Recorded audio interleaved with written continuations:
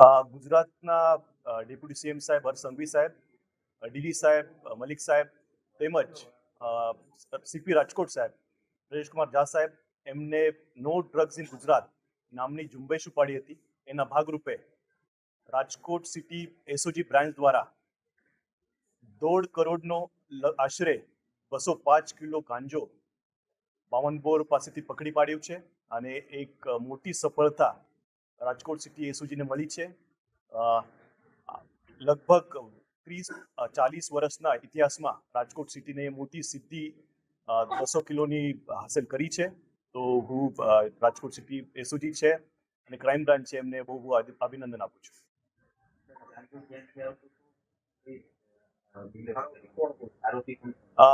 ગાંજો જે છે એ ઓડિશાથી આવતો હતો. જે લોખંડની પ્લેટ છે એના ઈવે બિલ બનાવી અને લોખંડ પ્લેટના આડમાં એ 205 કિલો ગાંજો એ આરોપીઓને લાવ્યો હતો અને મોહમ્મદ ઉર્ફે કાળો અને અરબાજ સંધી એ બંને આરોપી ટ્રકમાંથી પકડાઈ ગયા છે. અને બે જે આરોપી છે રમીઝ અને અમિત ઉર્ફે ગોરખો એ બંને આરોપી પકડવાના બાકી છે અને એસઓજીની ટીમ એમના પાછળ લાગી ગઈ છે અને ટૂંક સમયમાં એ બંને આરોપીને પણ પકડી પાડવામાં આવશે. એ ગાંજાની ડિલિવરી આખા સૌરાષ્ટ્રમાં થવાની હતી. 205 કિલો આવ્યું એના પાછળ લગભગ 25 થી 30 દિવસની મહેનત એસઓજી ટીમની છે અને અલગ અલગ જગ્યાએ કટિંગ કરી જે સરકારી ખરાબા છે એમાં કટિંગ કરીને આખા સૌરાષ્ટ્રમાં સપ્લાય કરવાનો એમનો ઈરાદો હતો. એના આગળ પણ એક વખત એ આવી ગયો તો એવું કહેવું છે. એ ઇન્વેસ્ટિગેશન ચાલુ છે અને ઇન્વેસ્ટિગેશન પછી આખી ખબર પડશે. જે સૌરાષ્ટ્રના જે અલગ અલગ સપ્લાય કરવાના હતા અને જે ઓડિશાના જે મૂળ જેના પાસેથી માલ લીધો હતો એમની પણ ઇન્વેસ્ટિગેશન ચાલુ છે અને એના નામ ખુલેથી આપને જાણ કરવામાં આવશે. છૂટક ઘણા સમયથી એ લોકો કરતા હતા પણ જથ્થાબંધ માલ એમને શરૂ કર્યું હતું અને મને લાગે છે બીજી ખેપમાં જે પકડાઈ ગયા હતા.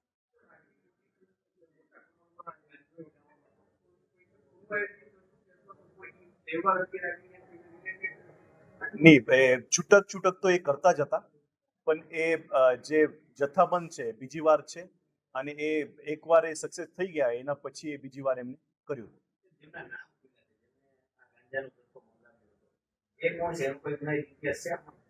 જે બે જે મોહમ્મદ છે એનું એ મોહમ્મદ અરબા જે પકડાઈ ગયા છે એમનો પણ ગુનાહિત ઇતિહાસ છે અને જે બીજા છે રમીજ અને અમિત એમનો પણ ગુનાહિત ઇતિહાસ છે અને એ જે અમિત એવી ખબર પડી છે કે જો અમિત છે એ ઓડિશામાં રહી જ ત્યાં જ મોટો ગાંજાનો વ્યાપાર કરે છે અને ત્યાં જ રહે છે. સરકારી ખરાબાનો જે રીતે ઉપયોગ થઈ રહ્યો છે એની સાથે કોર્પોરેશનની કાર્યવાહી અને આવી જગ્યા ઉપર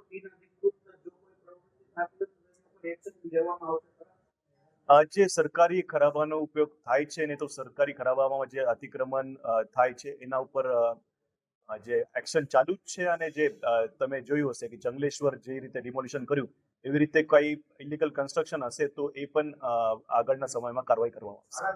વિદ્યાર્થીઓ ગાંજાનું દૂષણનો ભોગ બનતા હોય છે તો શું આપણો મેસેજ રહેશે કે ડ્રાઈવ વધારશો?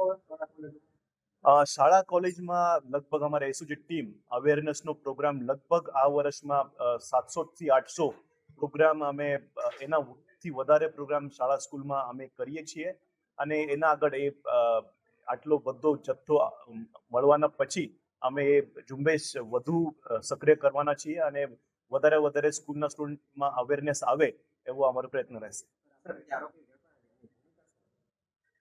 જે બે આરોપી છે એ માલ લાવનારા છે અને જે દો આરોપી પેન્ડિંગ છે એ માલ મંગાવનારા છે.